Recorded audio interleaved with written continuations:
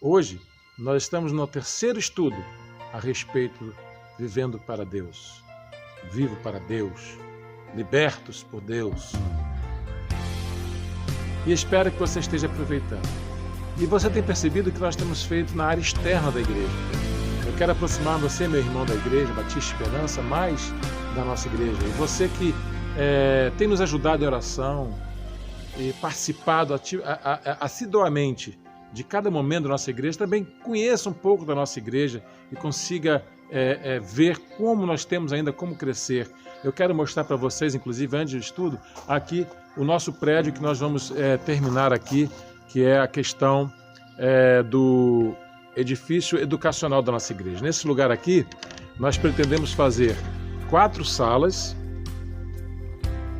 e uma cantina, tipo um restaurantezinho. Nesse espaço que você está vendo aqui, né, que já mostrei em foto, aqui vai ser uma praça de alimentação. Continua contribuindo conosco e Deus vai nos proporcionar chegar aonde desejamos. Eu queria convidar você para o nosso momento de oração matinal. Vamos orar?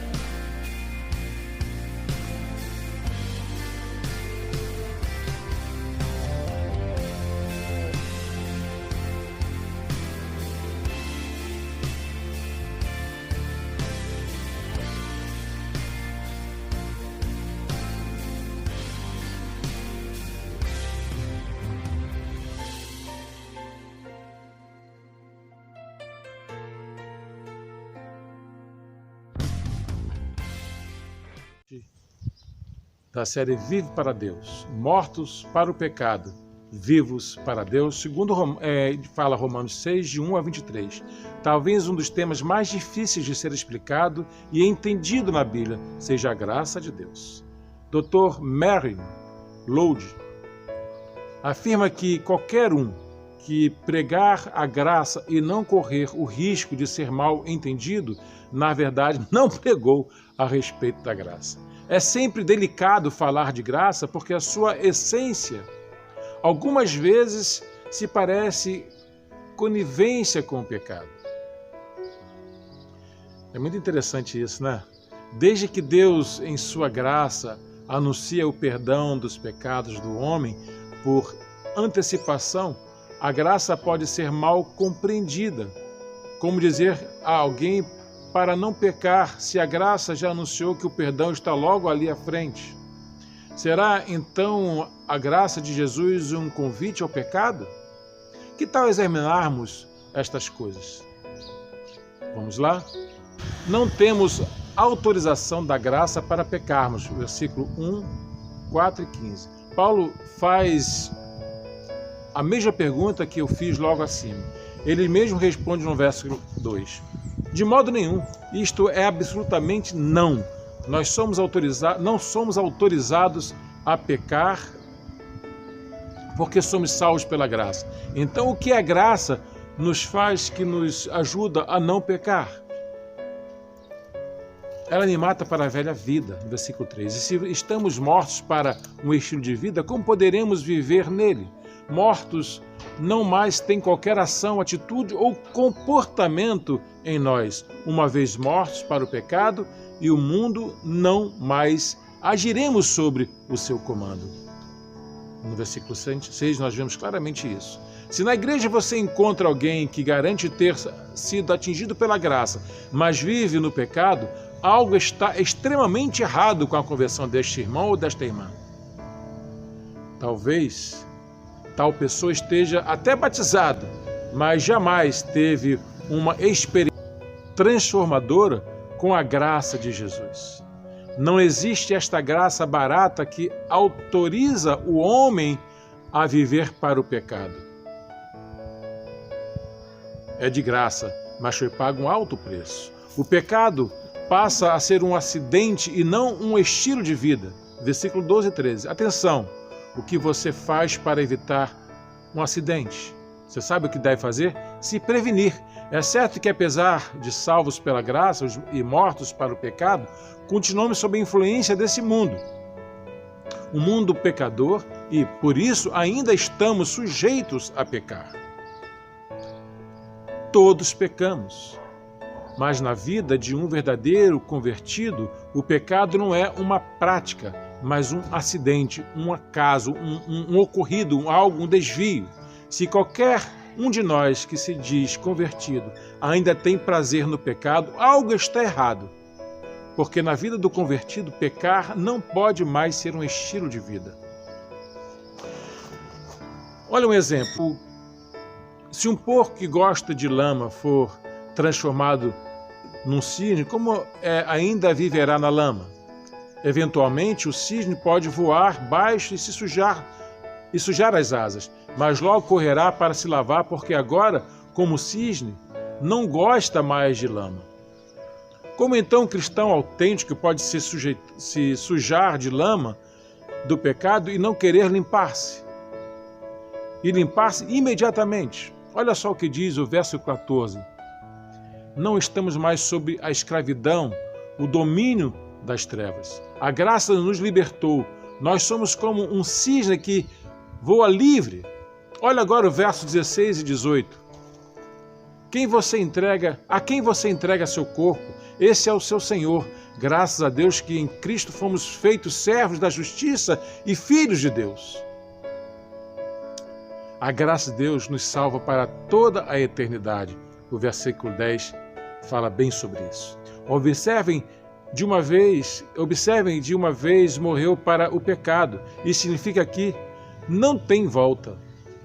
Ninguém é salvo hoje e volta perdido amanhã. Salvação não se perde, porque não estamos garantidos por nossos méritos, mas pela maravilhosa graça de Deus. Você consegue compreender por que então não posso dormir salvo e amanhecer? Não. Portanto, uma vez morto para o pecado, mortos para sempre. Como já disse, é possível um crente pecar. Nós pecamos na realidade todos os dias.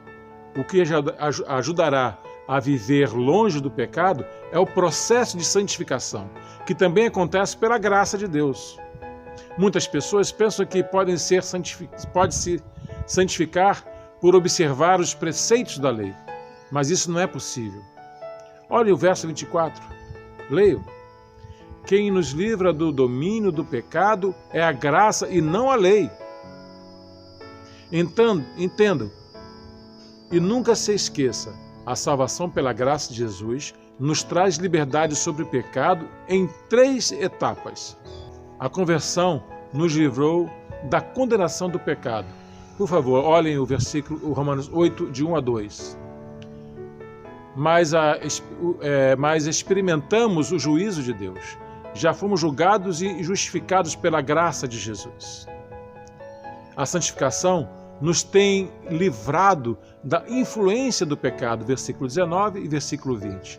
Esse é um processo contínuo que devemos buscar cada dia, vivendo sobre a misericórdia e o constante perdão de Deus. Antes da conversão, nós nos entregávamos ao pecado. Agora devemos nos consagrar ao Senhor a fim de vivermos em justiça e santificação. A glorificação nos livrará da presença do pecado. A nossa vitória final será a de que finalmente a corrupção que o pecado trouxe estará para sempre banida. E banida a nossa presença.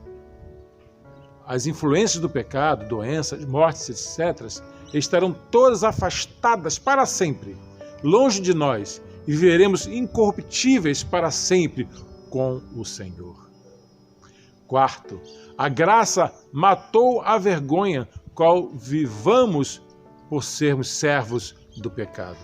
O verso 20, vemos que nós tínhamos compromisso com a justiça, enquanto perdidos. Mas o verso 21 pergunta: por que experimentamos nesse tempo de nossa vida? Ele mesmo responde: vergonha e morte espiritual. Todos nós lembramos do tempo em que éramos escravos do pecado, e hoje algumas coisas que fazemos nos envergonham. Lembramos dela com grande tristeza. Olha o verso 22. O que experimentamos hoje após a graça de Cristo em nós? Santificação e, por fim, a vida eterna. Esses são os frutos a nós destinados. O verso 23 lembra-nos de que todos pecamos, mas o dom da graça nos perdoa e nos livra da condenação eterna. Eu quero concluir da seguinte forma. Como falei lá no início, é um tema extremamente difícil essa questão da graça. Eu já escutei um colega falar que eu posso pecar porque Deus me perdoa. Eu posso ficar tranquilo e continuar pecando, cometer pecados, porque é só me arrepender, é só pedir perdão. Mas existe uma questão, um engano muito grande nessa palavra. Se eu continuo pecando, é porque não houve arrependimento. Então a minha oração é inválida, ela não tem valor algum. Por isso, eu convido você a viver uma vida diante de Deus, uma vida colocada na presença de Deus, porque pela graça sois salvos. Isso não veio de vós, é dom de Deus. E se confessarmos os nossos pecados, Ele é fiel e justo para nos perdoar os pecados e nos purificar de todas as injustiças. Então eu quero convidar você a não permitir que o pecado faça parte da sua vida. Como disse também, nós pecamos, nós cometemos um erro. Só em pensar em algo errado, nós já estamos pecando. Então eu quero convidar a você a buscar a santificação. E como nós buscamos isso? É buscando a presença de Deus na leitura bíblica, na oração, na comunhão com os irmãos. Vamos orar? Senhor Deus e Pai, nós te agradecemos por tudo que tem feito em nossas vidas. Fica, Deus, conosco, perdoe as nossas dívidas e que nós possamos, ó Deus, viver uma vida, Deus, diante de Ti, em busca da salvação e compreendendo o que é graça e que possamos fugir do pecado. E se pecarmos, ó Deus, nós temos um fiel e maior advogado de todos, que é Jesus Cristo, que vai interceder e que vai falar por nós no sentido de nos justificar, falando que Ele já morreu e ressuscitou para nos trazer o perdão. Te agradecemos por tudo que tem feito, ó Deus. Em nome de Jesus. Amém. Não esqueça de curtir e se inscrever e também de acionar a campainha para que você possa receber o nosso alerta. Amanhã nós teremos o último estudo, o quarto e último estudo a respeito de vivendo para Deus. Até amanhã, se Deus quiser. Tenha um excelente dia.